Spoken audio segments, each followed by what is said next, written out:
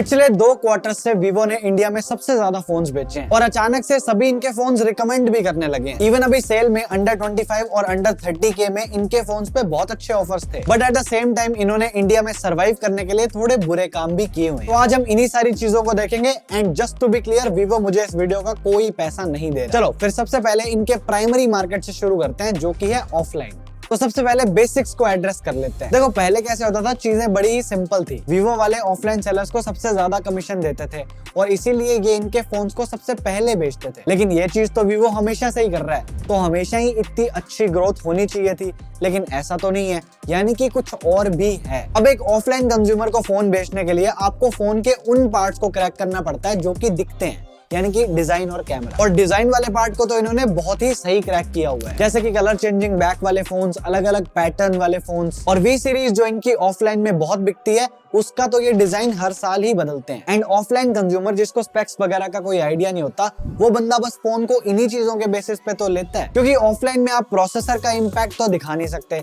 इसलिए ये लोग फोन बेचने के लिए डिजाइन और कैमरा समझाते हैं। और कैमरास पे तो मुझे ज्यादा बोलने की जरूरत भी नहीं है, इस टाइम पे वीवो अपने कैमरास पे बहुत ही ज्यादा जोर दे रहा है। अब देखो पास्ट में जिस हिसाब की इंडियंस की मेंटालिटी थी, उस हिसाब से इनके कैमरास ठीक थे, क्योंकि गोरी गोरी स्किन सभी इंडियंस को पसंद थी। फिर अब जब लोग थोड़ा रियलिस्टिक फोटोज को अप्रिशिएट करने लगे, तो इन्होंने उसमें एक सिनेमैटिक फैक्टर को ऐड करके फोटोज को बहुत ही अच्छा बना दिया है। और OnePlus के लिए हैसलब्लैड वाली पार्टनरशिप काम करी हो या ना करी हो, लेकिन वीवो के लिए जाइस वाली ने बहुत ही बेहतरीन काम करा है। और ये जाइस की कोलैबोरेशन के बाद ही है कि वीवो की X सीरीज एंड्रॉइड वर्ल्ड में one of the top cameras के अंदर आती है, स्पेशली इन फोटोग्राफी। लेकिन ऐसा नहीं है कि इनका हर फोन ही कस्टमर के लिए एक वरदान है।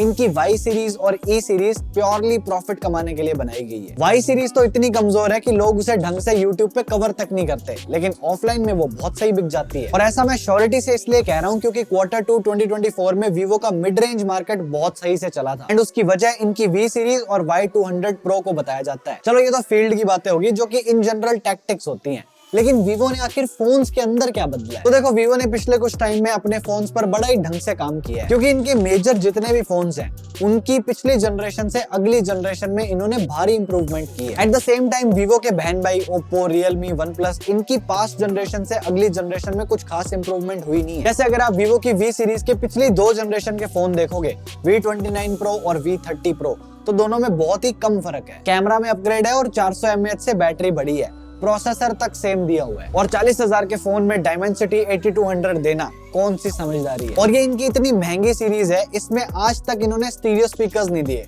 Until now। V40 Pro पे एक बार नजर मारो, डिस्प्ले 1.5K हो चुकी है, प्रोसेसर Dimensity 9200 प्लस डाल दिया है, फ्रंट कैमरा में जाइस को इंटीग्रेट कर दिया है, 500 mAh से बैटरी बढ़ा दी है, IP रेटिंग में भी एक अपग्रेड आया है, एंड फाइनली स्टीरियो स्पीकर्स भी ऐड हो चुके हैं। और क्योंकि ये एक ऑफलाइन सेंट्रिक फोन है, तो ये लोग छोटे मोटे अपडेट्स करके निकल सकते थे, लेकिन इन्होंने एक ढंग का वैल्यू फॉर मनी वाला फोन निकाल के दिया, जिससे ऑनलाइन वाले भी खुश हैं। मनी से याद आया कि इन्होंने फोन का प्राइस भी 10,000 से बढ़ा दिया है। V40 Pro का प्राइस अभी 50,000 रुपए। तो अब आप कहोगे फिर तो ऑब्वियस सी बात है फोन बेटर ही होगा, लेकिन 4,000 का तो इस पे बैंक डिस्काउंट ही है, और अगर आप ऑफलाइन में हाथ पांव मारोगे तो ये आपको 43,000 तक का मिल जाएगा। तो इनके फोन्स का प्राइस जो भी हो, आप ऑफलाइन में अपनी मम्मी को साथ में लेके जाना, क्योंकि आपसे तो वो बहुत अच्छी नेगोशिएटर होंगी। और सिर्फ फोन ही नहीं, इन्होंने ओवरऑल पोर्टफोलियो में भी चीजों को सुधारा है। जैसे कि इन्होंने अपने पोर्टफोलियो को थोड़ा लीनियर कर दिया है, जो कि पर्टिकुलरली एक ही चीज को टारगेट करते हैं, जैसे कि T सीरीज जिसमें ये ओवरऑल परफॉर्मेंस देते हैं, V सीरीज जहां ये अपने कैमरा और डिजाइन को बहुत प्रायोरिटाइज करते हैं, और X सीरीज जो इनके सबसे टॉप टियर स्मार्टफोन्स हैं। और जैसे मैंने आपको V सीरीज की पिछली 3 जनरेशन का कंपैरिजन दिखाया, तो आपने देखा होगा पहले ये प्रोसेसर बस डाल देते थे, लेकिन इस बार इन्होंने अच्छा दिया, यानी कि एक बैलेंस फोन बना दिया। और सिर्फ इसी चीज के कारण इनके फोन्स आज हर कैटेगरी में बेस्ट बन के बैठे हुए हैं। एट द सेम टाइम इन्होंने हर सेगमेंट कैटेगरी में अपना एक फोन तो लॉन्च कर ही रखा है। अंडर 10 के जाओ तो इनका T3 Lite, Z9 Lite है, अंडर 15 के Z9X और T3X है, उससे ऊपर जाएंगे तो Z9, T3, और अगर फिर किसी का बजट सीमित है तो T1 Pro भी मिल जाएगा। और इन जनरल भी इनके फोन्स में कॉम्प्रोमाइजेस बहुत कम है। जैसे फॉर एग्जांपल अभी इनका T3 Ultra रिलीज हुआ है, जो कि V40 Pro का ही एक थोड़ा टोन डाउन वर्जन है। अब जहां कंपटीशन में अंडर 30 के सिर्फ परफॉर्मेंस सेंट्रिक स्मार्टफोन्स अवेलेबल है, जिनके कैमरास या फीचर्स उतने अच्छे नहीं होते, वहां इन्होंने उस पैकेज में सब भर के दे दिया है। यानी कि जिसको जो चाहिए वो सब इसी एक पैकेज में मिल जाएगा। अब इनकी सबसे बड़ी कमियां बताने से पहले इनकी सबसे बड़ी स्ट्रेंथ पे आते हैं, जो कि है इनकी आफ्टर सेल्स सर्विस। देखो, ये हम सब जानते हैं कि एक फोन बेचना सब कुछ नहीं होता। उसको बेचने के बाद ब्रांड की जिम्मेदारी होती है कि वो यूजर को एक अच्छा और फुलफिलिंग एक्सपीरियंस दे। अब आफ्टर सेल्स में दो फैक्टर्स बहुत इंपॉर्टेंट होते हैं,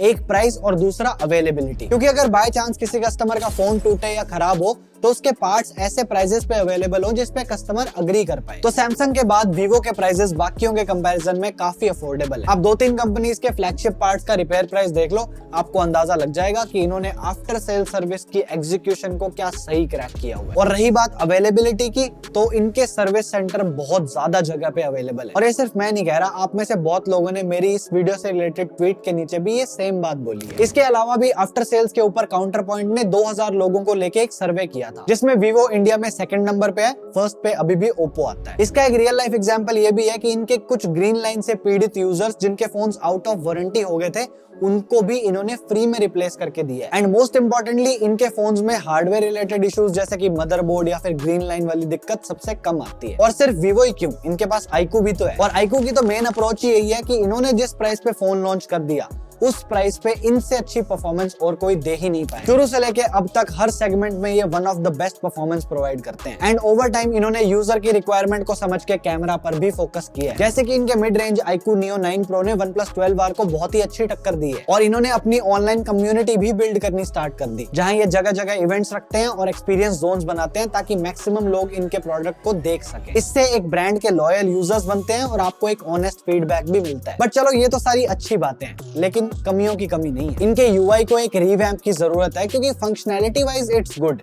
लेकिन डिजाइन और एस्थेटिक के हिसाब से ये बिल्कुल अच्छा नहीं लगता। और इनका एक्सपीरियंस भी थोड़ा बुरा ही है, जैसे कि सस्ते फोन्स में इनके एड्स और ब्लोटवेयर ज्यादा होता है। और सस्ते से मेरा मतलब 40-50 हजार वाली वी सीरीज की बात हो रही है। और इनके फ्लैगशिप्स में अगर आप रिकमेंडेशन वगैरह बंद कर दोगे तो एटलीस्ट वो आपका पीछा छोड़ देते हैं, लेकिन सस्ते वालों में तो ये अपडेट के बाद वापस चीजें शुरू कर देते हैं। लेकिन आप चाहे वीवो की वी सीरीज का फोन चलाओ या X100 Pro चलाओ, इन एड्स और ब्लोटवेयर वाली सिचुएशन को छोड़ के आपका एक्सपीरियंस ऑलमोस्ट सेम होता है। इनके आइकन्स, एनिमेशंस और हर चीज बहुत ही ओल्ड स्कूल लगती है। ऐसे ऐसे एनिमेशन बना रखे हैं जिससे लगता भी नहीं है कि एनिमेशन हो रहा है। तो ये मामला थोड़ा चौपी सा है। वैसे तो मैंने इनकी X200 Pro वाली वीडियो देखी थी जिसमें ये अपने एनिमेशन को 16 Pro से बढ़ा रहे हैं, लेकिन जब वो आएगा तब देखेंगे। वैसे तो मैंने जितने वीवो यूजर्स देखे हैं उन सबके मुंह से मैंने यही सुना है कि एक्सपीरियंस बहुत स्टेबल है और अपडेट्स से चीजें और सुधरती हैं। एंड इवन लेटेस्ट अपडेट ही देख लो, वीवो ने गूगल को अपडेट्स के मामले में पीछे छोड़ दिया है। इनके फ्लैगशिप्स में एंड्रॉइड 15 का अपडेट पिक्सल से पहले आ गया है, लेकिन इनकी कंपनी एथिकली इंडिया में ठीक से काम नहीं कर रही। जब से इन्होंने इंडिया में ऑपरेट करना स्टार्ट किया है,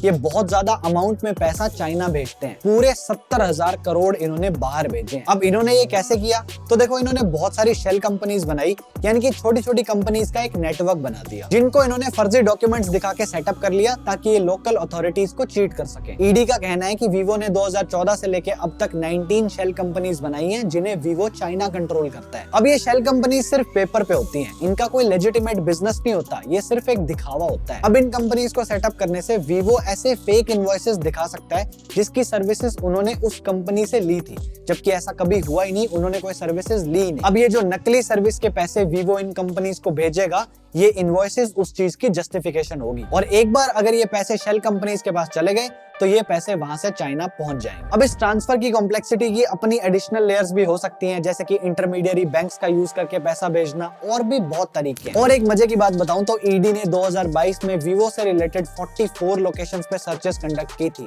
एंड वहां भी सर्टेन रेड फ्लैग्स थे, जैसे कि कुछ चाइनीज ऑफिशियल्स ने फेक कंपनीज बनाई हुई थी जिससे कि वो मनी लॉन्ड्रिंग करते थे। ऑल्दो जैसे ही सर्चेस चलने लगी तो ये सारे चाइनीज ऑफिशियल्स देश छोड़ के भाग गए, क्योंकि ऑब्वियसली। और अभी कुछ टाइम पहले ही दिसंबर में ईडी ने 3 वीवो के ऑफिशियल्स को पकड़ लिया। किस लिए? Money laundering. और अपने प्रॉफिट्स को मैक्सिमाइज करने के लिए ये लोग इंडिया में मैन्युफैक्चरिंग प्लांट्स भी ओपन करते जा रहे हैं ताकि मेक इन इंडिया के अंडर इनको थोड़ी राहत मिल जाए। और अपनी इमेज बचाने के चक्कर में ये लोग अपने कुछ शेयर्स बेचना भी चाह रहे थे, जिसमें टाटा 51% एक्वायर करने में इंटरेस्टेड था। और अगर एक बार टाटा का साथ आ जाता तो लोगों का थोड़ा ट्रस्ट भी बढ़ जाता। लेकिन अगर आपने देखा हो तो आजकल टाटा और एप्पल की दोस्ती बड़ी गहरी हो रही है, क्योंकि टाटा इंडिया में आईफोन्स जो बनाने लगा है। सो एप्पल बीइंग एप्पल, वो थोड़ा नाराज हो गया, कहते यार तुम हमारे फोन्स भी बना रहे हो और तुम हमारे कॉम्पिटिटर के भी बनाओगे, तो ये चीज हमें थोड़ी पसंद नहीं है, कॉन्फ्लिक्ट हो जाएगा, इस चीज को ड्रॉप कर दो। एंड गेस व्हाट, टाटा ने ड्रॉप कर दिया, उनका अब कोई प्लान नहीं है। बाकी देखा जाए तो वीवो की प्राइमरी स्ट्रेंथ आज भी ऑफलाइन ही है, लेकिन ये हम OnePlus के लिए नहीं कह सकते क्योंकि उनको तो ऑफलाइन वाले बैन करने में लगे हुए हैं। पूरी स्टोरी ये रही,